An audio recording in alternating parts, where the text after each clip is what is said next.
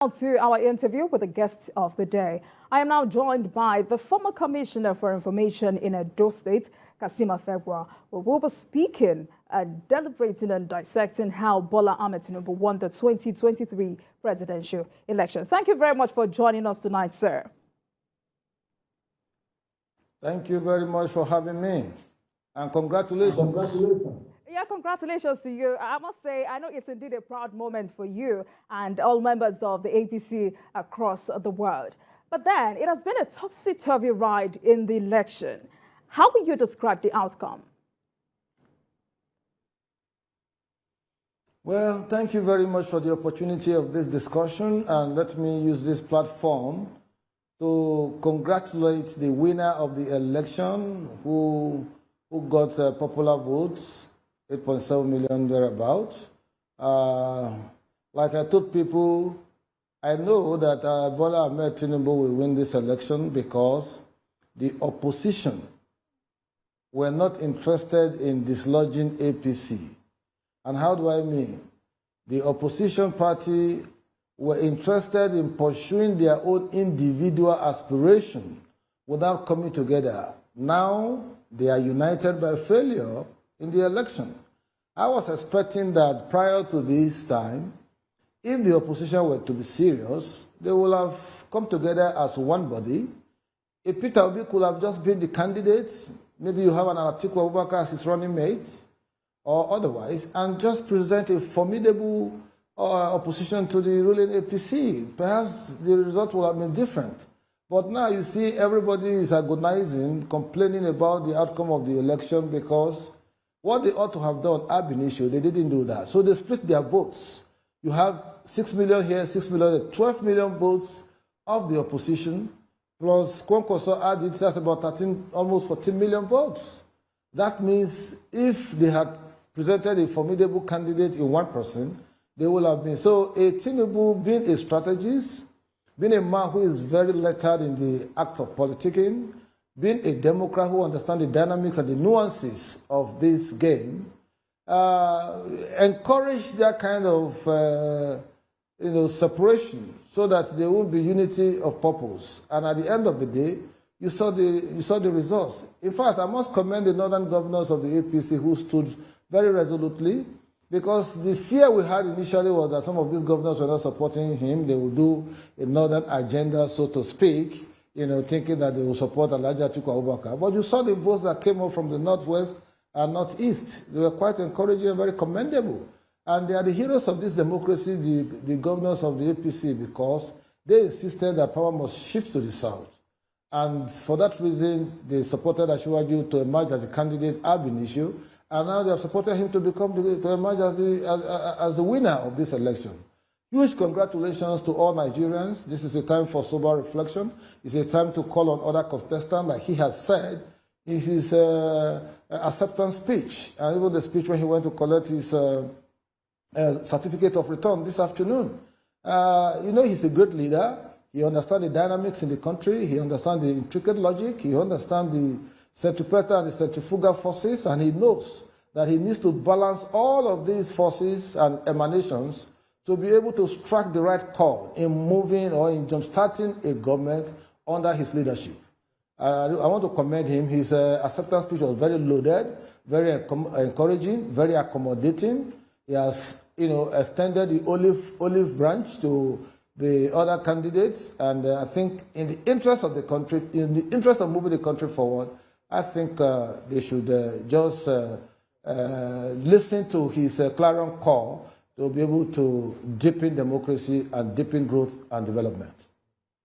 Right. Now, there were many surprises and upsets in this presidential election across the country. For you, what would you consider as the biggest? You see, the election, different from what I have heard from a lot of commentators and all of that, in my 27 years of active politicking, from 1996 till date, this is the best election I have seen that is so keenly contested. And I say this with all due sense of responsibility. Anybody may have his reservation, that is the business. But in terms of election conduct, where you have upsets, where you have an Okada rider becoming a federal lawmaker, defeating a popular Banky W, you have a PA to a senator in my state, Edo State, becoming a senator of the Federal Republic of Nigeria. I think this election has just proven that, in fact, democracy is a leveler, and that's how it should be. And you could see the maturity of the statement issued by Bola Tinubu, the president-elect, calling on people in Lagos to calm down when the results came out from Lagos and he was defeated. That's the maturity we need in deepening our democracy and ensuring that there's peace and tranquility in the polity. Having said that, look at Katsina State. Opposition won Katsina State. Opposition won Kebbi State. And even Sokoto, the ruling party there, the PDP, also defeated the APC with about 3,500 votes. So by the time you look at all the results from the north, from the northeast, northwest, you see that opposition really put up a fight, and about 5 or 6 governors who are serving lost their bid to become senators. How much do you want an election to be transparent, to be credible, to be free and fair for you to have this kind of results? I think, in my own view, I think INEC should be commended, because I have seen complaints, I listened to complaints of people who are saying that they didn't post results on IREF and all of that. IREF is not in any part of our laws. It was only a guideline of INEC that they might use IREF. And I remember that in August 21st, 2022, INEC did state categorically in a meeting with all the political parties that they are going to use manual collation of results. But because some Nigerians were trying to work from answer to question, they were trying to see how results could be posted on INEC resource, Beavers and what have IREF, that could be hacked into. And INEC has suffered a lot of hackers trying to undo its own servers. And so for me, I went to my village. I campaigned 4 days before the election to team up with my other brothers and sisters in Okpela. We voted that day. All the agents were there. The results were counted, and a sheet of those results were given to each of the agents as for their own records. And from there, you go to the ward level for collation. From ward level, you go to local government for collation. From there, you take it to the state capital. And from the state capital, you declare results. And in all of this process, or all of these processes, so to speak, every agent of a party ought to be there. If you don't have agent and you are not there, it is wrong for you to cry blue murder after the results have been collated up to the state level and they are being rendered through the relevant resident electoral commissioners.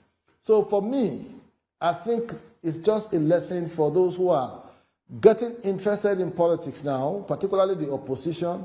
They should know how to learn how to bury their individual ambition and look at the collective if they actually want to dislodge any ruling party.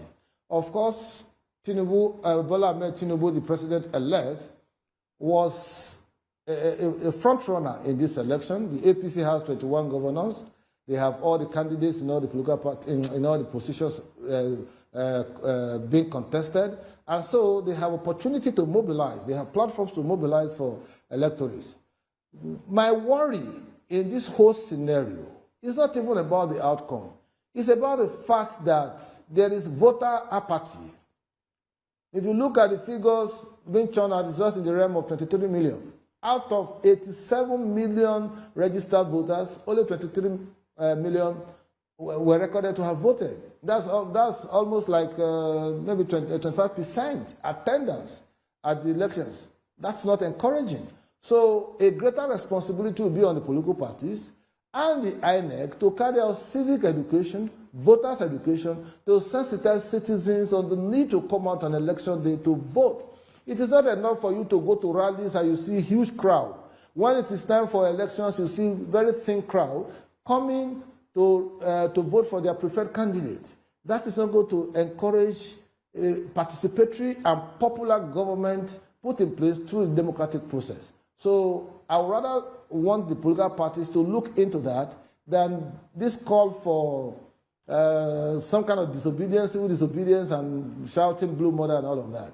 Of course, if PDP were to be leading in that election, they won't cry foul. If the Labour Party were to be leading, they won't cry foul. So the APC did its own work, and they understood that if the opposition is not united, they will be able to pull through. And they did just that, and they got it right.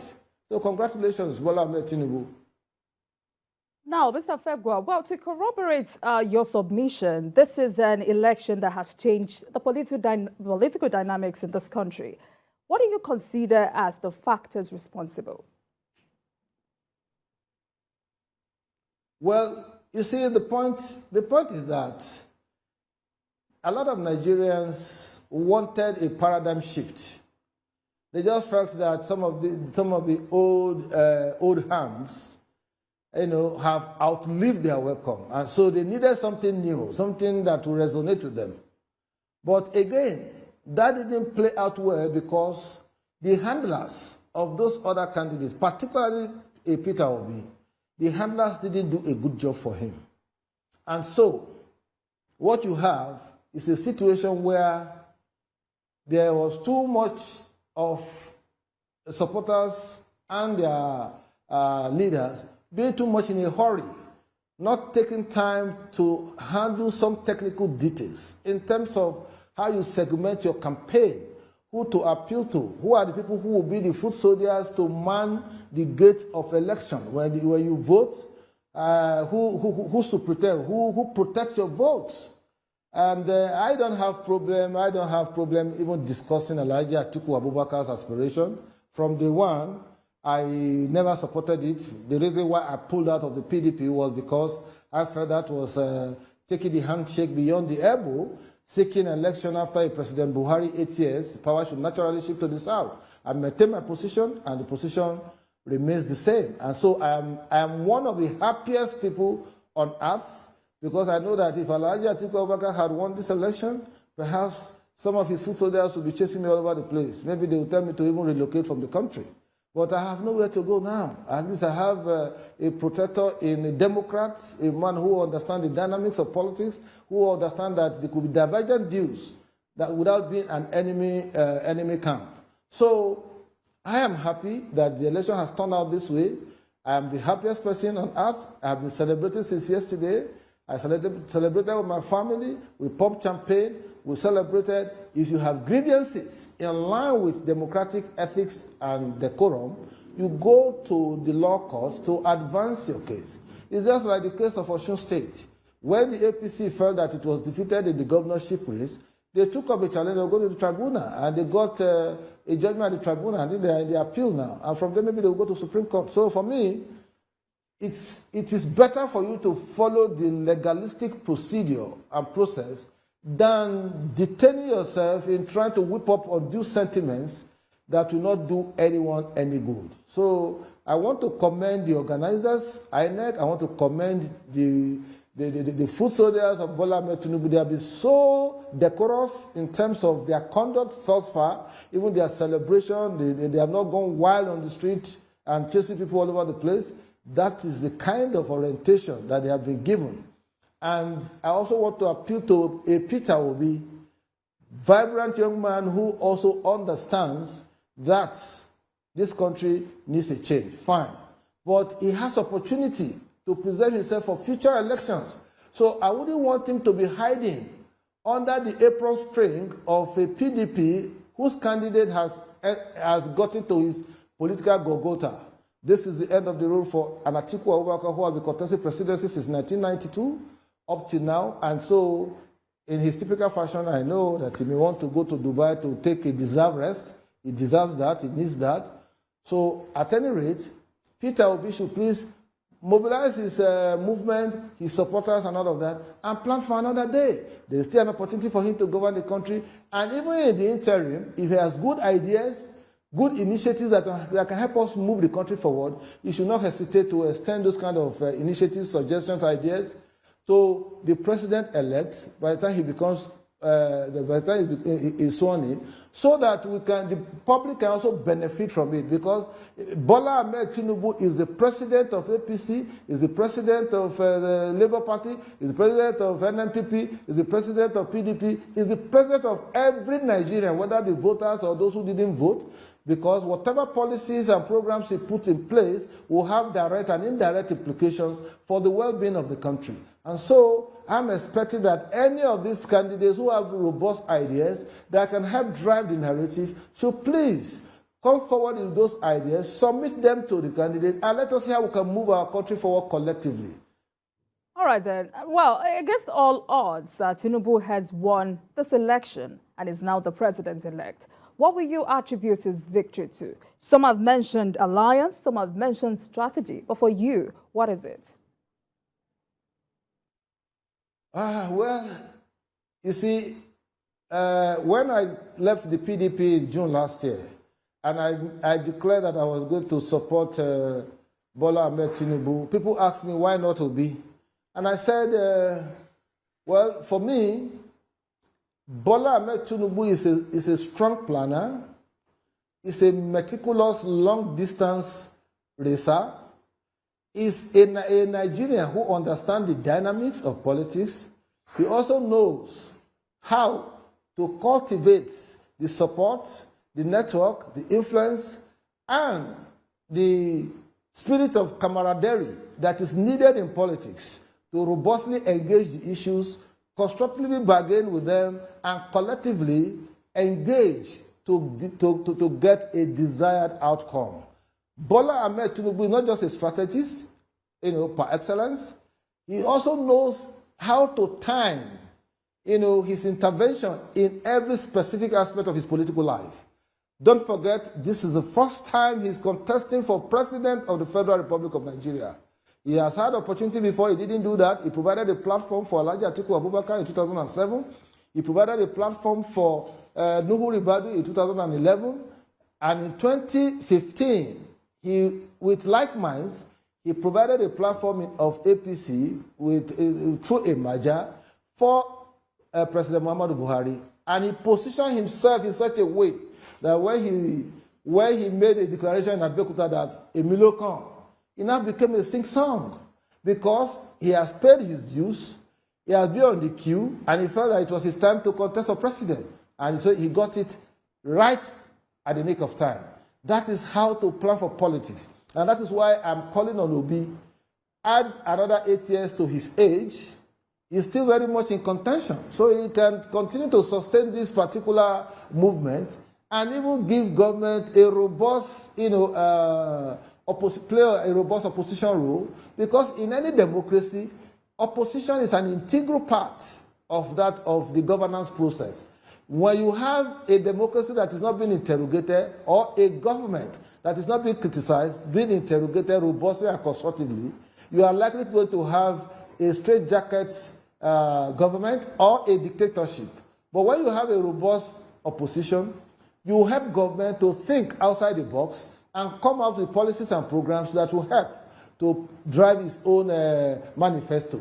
So I want to believe that a Tinubu government will be a robust one. It's going to involve young minds. He has said it today. It's going to involve women. It's going to involve youths. It's going to carry everyone along, because in the business of governance, everybody, including the young and the old, are important, in ensuring that policy implementation are driven to the grassroots where they are essentially needed. Let's quickly talk about your state, Edo, where the Labour Party won despite being a PDP state. How will you react to that?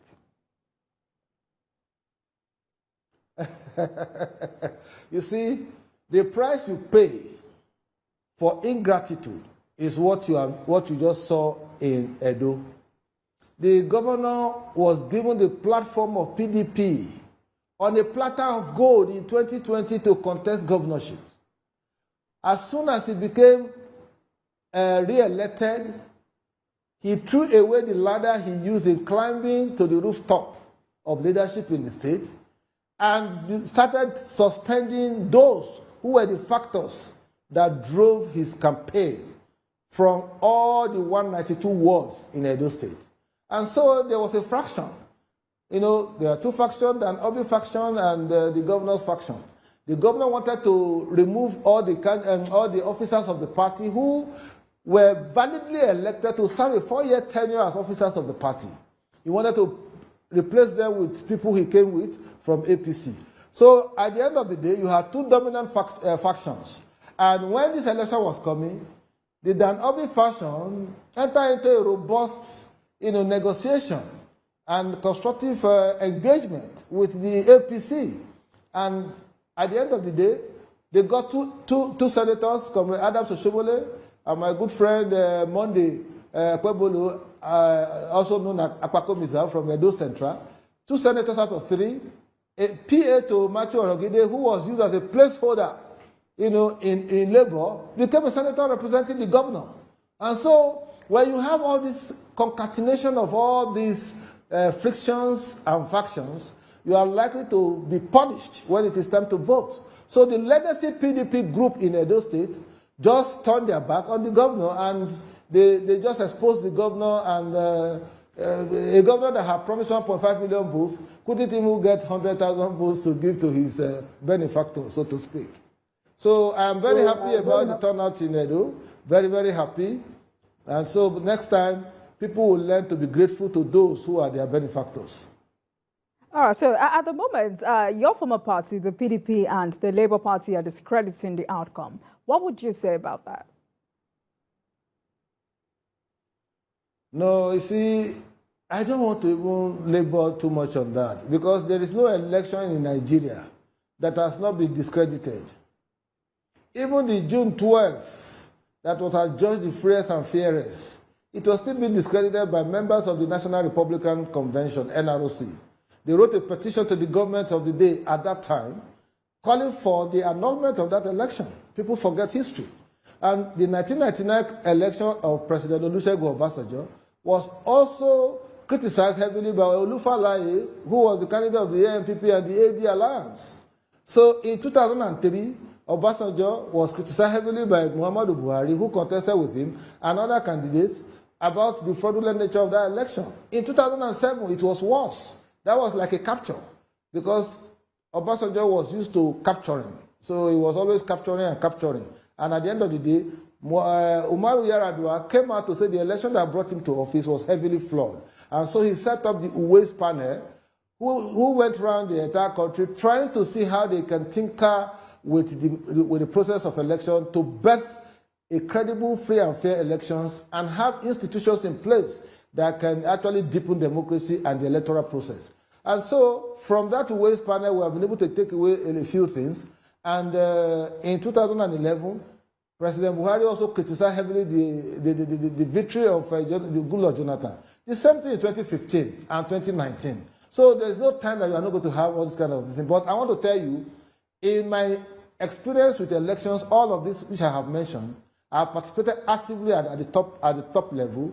I can tell you for free that this is the freest, fairest, and most credible election. Because if it was not credible, you will not have all these upsets you are mentioning. You will not have a Tinubu, the popular Jagaban, being defeated in Lagos, and you see the kind of calmness and tranquility that's pervading Lagos. You will not have a Buhari defeated in Katsina State. You will not have Governor Otom being defeated as a senatorial. You will not have Darius Ishaku in Taraba being defeated. You will not have Ayade being defeated, and all of these things. So if you think the election is not credible, if you have issues with it, they are not issues that substantially can mar the credibility of that election. So what I will advise Labour Party, essentially, I don't have any advice for PDP. They can be crying wolf over their split milk. I don't give a damn about that. The G5 pulled out. They said they can win an election without the G5. But I want to advise the Labour Party, particularly Peter Obi, that he still has the opportunity to preside over the country if he's got ideas. But again, he must behave like a true sportsman who, despite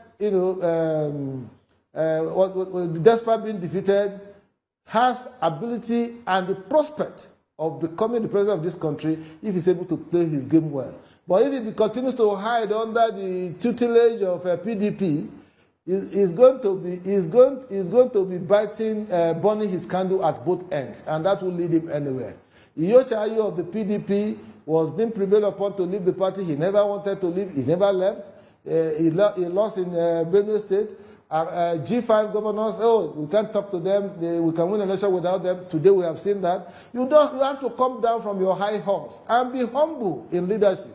Instead of thinking that you are displaying some kind of magisterial arrogance to think that, oh, you know it all. No, politics is in the heart of people. When they come out to vote, they are voting secretly. And at the end of the day, when they come to vote, they can do you in. And this is exactly what has happened. PDP got his finger burned because they refused to listen to the voice of reason. And imagine if Obi were to be the candidate and Atiku, an older man, becoming the running mate. This election will have been different. They will not be complaining of rigging or lack of credibility. If Obi were to have won this election, would they not have celebrated him? If an Atiku Abubakar had won this election, would they not have celebrated him? Why would I not celebrate Bola Tinubu who defeated them in this election? Bravo, Bola Tinubu. You have done well. You are a Democrat. You fought for democracy in Nigeria. This 24 years democracy, you'll be going around. You went on exile. You fought the military. You returned them to the barracks. Credit must be given to you. I said it before, if there was opportunity to make him the sole candidate of this election, I would have supported him. Because he's a man of ideas, he's a man of intellect, he's a man of understanding, and he's a man who knows how to dialogue and robustly engage people to strike the right call. And that is what we need at this time. We need national conversation, national cohesion, and ability to rally around people to forge ahead. All right, sadly, we're out of time. Thank you very much, Mr. Kassim Afegbua, for coming on the program and finding time to examine and critically dissect how Asiwaju Bola Tinubu won the presidential election. Thank you very much once again. We should let you go now. Thank you for the opportunity, and congratulations once again. Congratulations.